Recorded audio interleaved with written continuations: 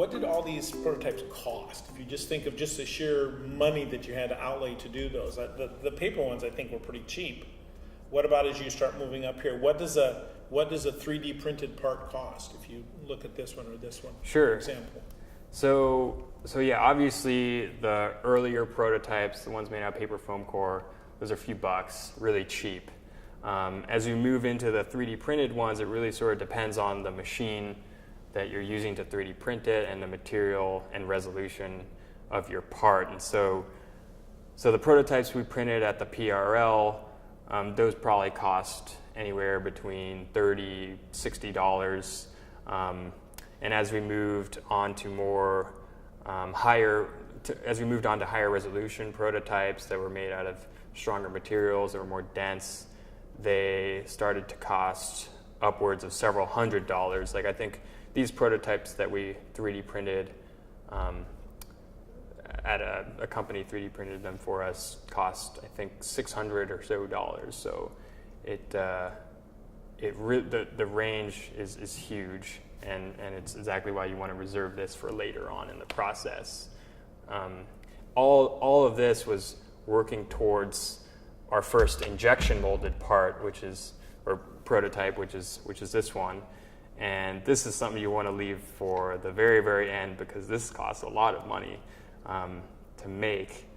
The tooling for this alone probably cost $10,000 to $15,000, and so this is really something you don't want to have to revise. And so you want to make all the mistakes early on.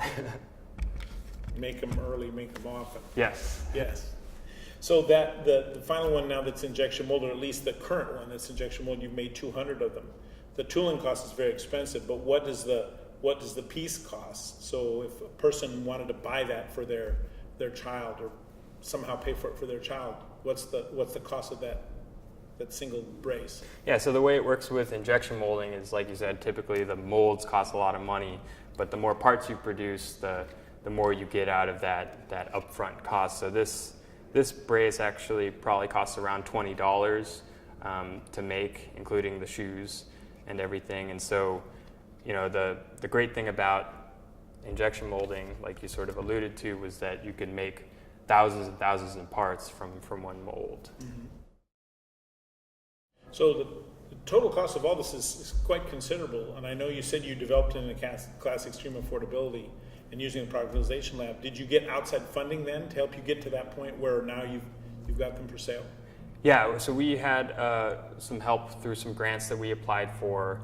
We definitely couldn't have done it without securing that funding, and I'd say probably one of the key ways we were able to do that, to secure additional funding after the class, was through communicating with the prototypes. So that was a huge role in allowing us to continue on with the project. Mm-hmm.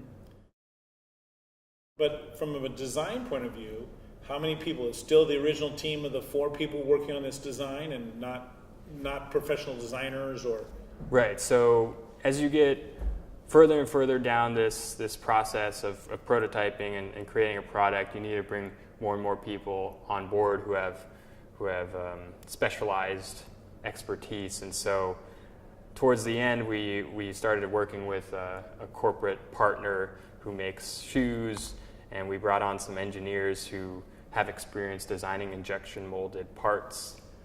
So you need to bring on additional expertise when you get later on in the development process.